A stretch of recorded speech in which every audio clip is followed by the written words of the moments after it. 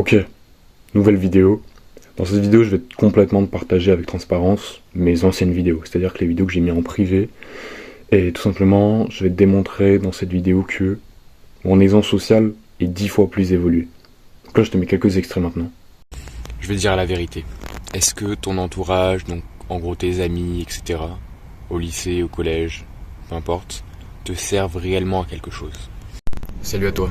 J'espère que tu vas bien et que tu as déjà réfléchi à ton année 2024. Faut pas que tu regardes ces vidéos en disant ouais ok je vais essayer de me coucher tôt ce soir, mais tu vas rien faire non.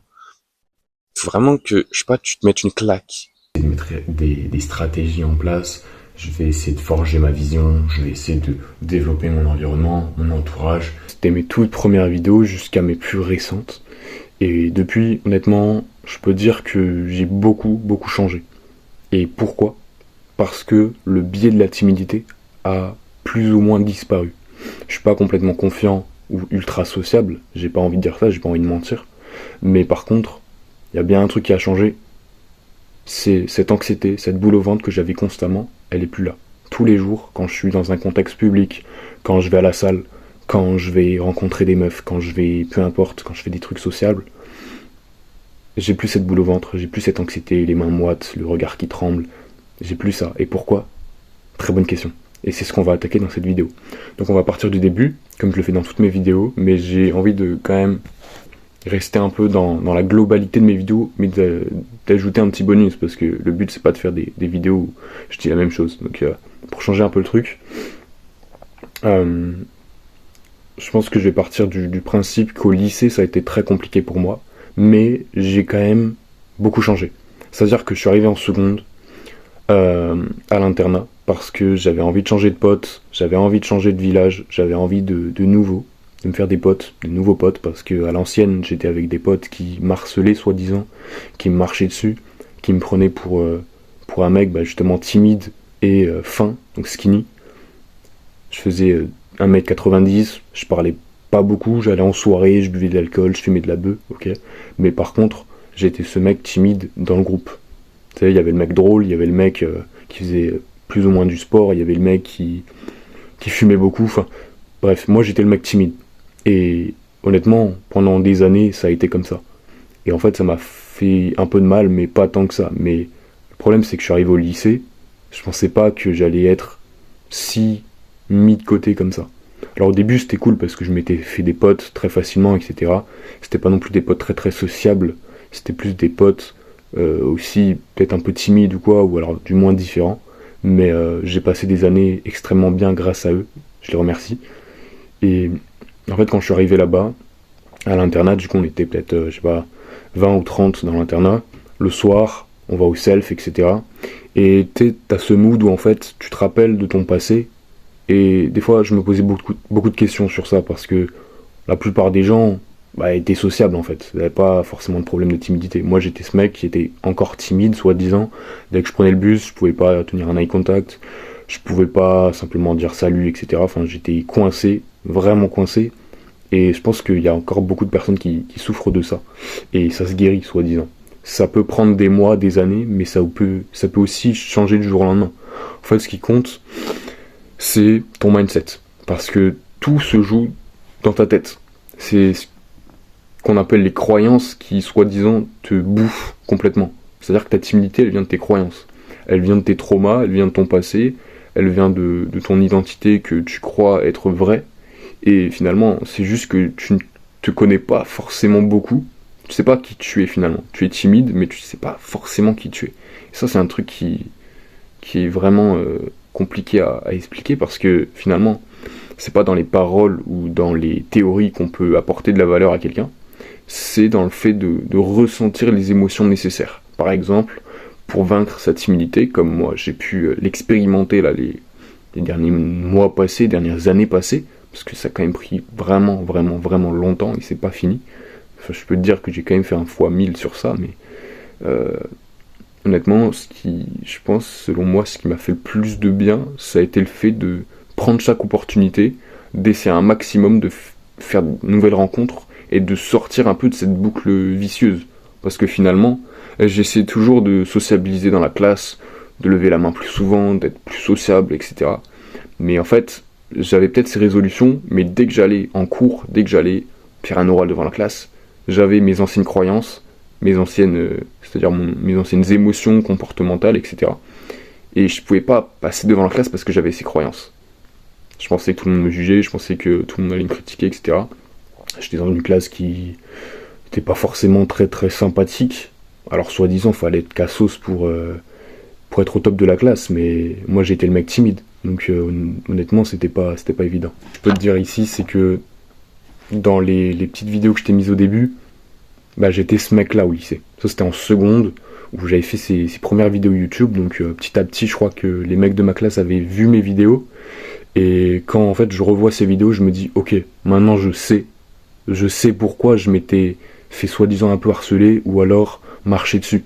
C'était pas du harcèlement, c'était juste, voilà, t'es pas le mec le plus populaire du lycée, t'es juste le mec qui se fait marcher dessus parce qu'il se défend pas, tu vois. J'avais pas de répartie, je pouvais pas regarder quelqu'un dans les yeux, ou alors des fois je bégayais, etc. parce que j'étais stressé. Je prenais pas le temps de respirer, je prenais pas le temps de me calmer, et en fait j'étais tellement concentré sur mes interactions que si en fait le moindre faux pas, le moindre rire, la moindre critique ou la moindre chose qui arrivait, mon cœur il battait à 130 et directement mon opportunité à moi c'était de fuir le regard, de fuir les interactions. C'est pour ça que je traînais beaucoup seul au lycée, parce que si j'étais en groupe pendant trop longtemps ou alors en classe pendant trop longtemps, je pouvais pas supporter ça et j'avais pas d'autre moyen de supporter cette chose finalement, la timidité. La timidité, elle génère beaucoup de stress, d'anxiété dans notre vie, et en fait ça agit un peu sur tous les points de notre vie, c'est-à-dire que dès que tu vas voir tes parents, ben, ça tente un peu, ça te ghost. Quand tu vas faire ton sport, tu y penses beaucoup. Quand tu dors le soir, tu peux pas dormir parce que finalement tu sais que demain en fait la journée va recommencer, et ça va être le même chaos, et c'est compliqué. Mais pourquoi j'en suis là aujourd'hui? Pourquoi je suis en Angleterre depuis 2 mois et demi et j'ai déjà fait des masses de rencontres, d'interactions sociales. J'ai vu une meuf sur Tinder, mais ça s'est très bien passé. C'est-à-dire que quand on s'est vu en vrai, j'étais plus mec timide, skinny, etc. J'étais ce mec confiant, charismatique, qui allait de l'avant, qui est pas complètement bilingue en anglais, donc j'avais quand même du mal. Mais finalement, j'arrivais à entretenir une bonne relation. Pareil avec les potes que j'ai rencontrés à la salle, pareil avec les mecs à qui je parle en général, des inconnus que je rencontre, etc. Peu importe où je vais, là par exemple, je vais en Écosse demain. J'ai pris un bus aujourd'hui parce que sur un coup de tête, je me fais un peu chier ici en Angleterre. Et en fait, mon but ici en Angleterre, c'était de rencontrer un maximum de gens, faire des interactions sociales et encore plus booster ma sociabilité finalement, être bilingue. Et donc là, je me suis dit, bah vas-y, je pars en Écosse, je vais voir ce qui se passe là-bas, je vais visiter, je vais sûrement faire un vlog ou juste des vidéos. Et je vous tiens au jus, mais ça va être insane, je pense. Je vais faire des rencontres de fous. Et même si c'est 15 jours et demi, je pense que déjà ça va être sympa. Ça va être sympa de fou.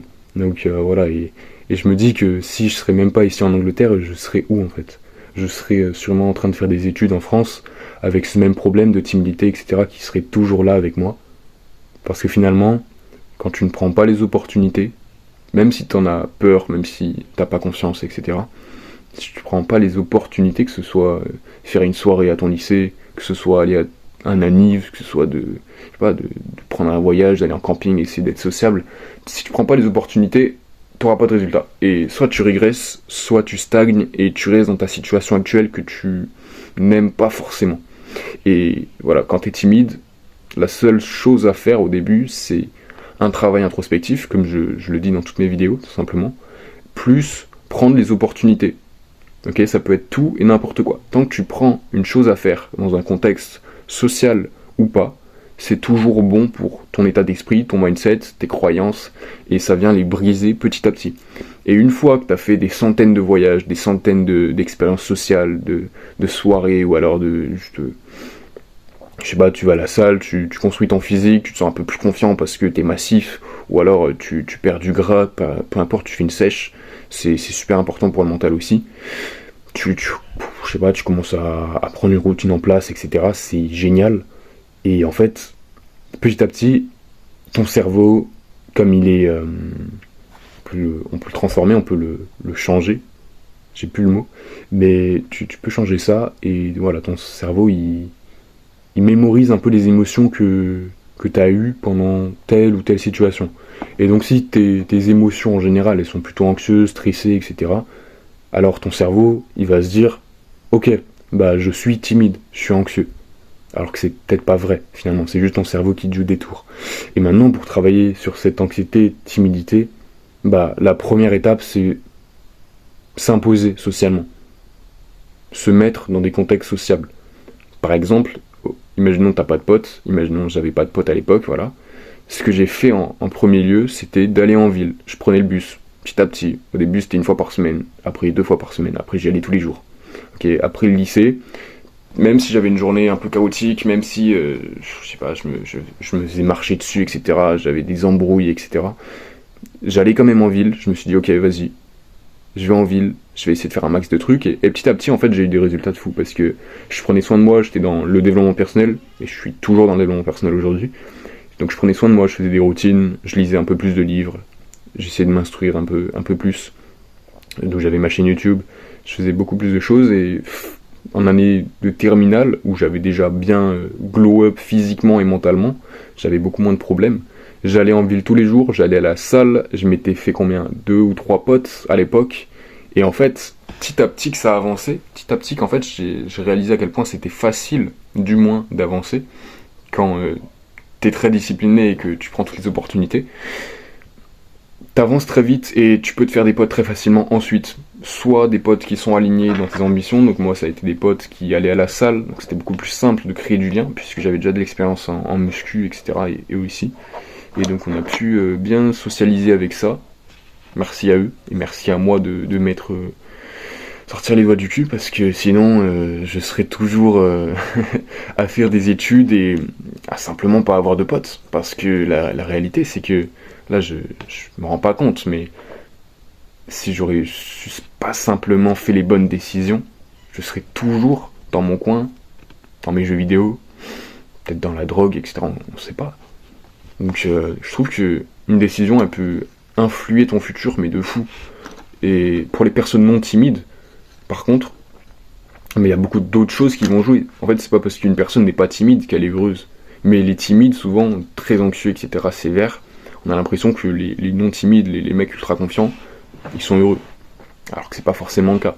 Tu vois, c'est d'autres problèmes, pas liés à la timidité. Maintenant, faut juste avoir la vision. Faut avoir sa vision, parce que des visions, il y en a des milliards. Et faut savoir ce que tu veux faire dans le futur, savoir qui tu es déjà, te faire un plan, etc. Ça prend des jours, des nuits, des siècles, enfin, c'est pas évident. Tu peux t'aider de ChatGPT, tu peux t'aider de mentor, tu peux t'aider de moi, mais on a un appel dans la description carrément, pour que tu prennes un appel avec moi. Je le refais parce que... Donc je te mets ça là, mais si tu veux, tu peux prendre un appel de vente. Ah, frère. Je te mets ça là dans la description, il y a un appel qui t'attend, gratuit, 30 minutes, pour déjà savoir qui tu es, qu'as-tu fait dans ta vie, et quels sont tes objectifs clairs sur le plan social. Que veux-tu devenir? Qui veux-tu devenir plutôt? Ok? Donc, prends cet appel ou pas, fais ce que tu veux, en tout cas, si tu peux t'abonner aussi, ça peut me faire extrêmement plaisir, parce que je suis là pour aider des gens, et je suis aussi là pour partager ce que je fais en Angleterre, partager mon parcours, et c'est pas fini, je suis pas encore au sommet de la montagne, je suis encore très loin, je pars faire le tour du monde, je pense, un jour, même avant 2027 je pourrais dire, parce que finalement je suis déjà en Angleterre depuis 2 mois et demi, je vais trouver un taf, me faire des sous, etc. petit à petit, et ensuite partir voyager, là je vais en Écosse déjà, ça va être un pas en avant, et voilà, pourquoi pas devenir bilingue en anglais, pour visiter plus de pays, me faire beaucoup de potes, beaucoup de connaissances, parce qu'il n'y a pas forcément besoin de potes pour voyager, mais honnêtement, je pense que je vais aller très loin d'ici là. Enfin bref, longue vidéo, beaucoup de value, je pense que je vais tourner 2-3 vidéos juste ensuite, sur le même sujet, mais juste en allant un peu plus en profondeur, et ouais, on se dit à la prochaine, ciao.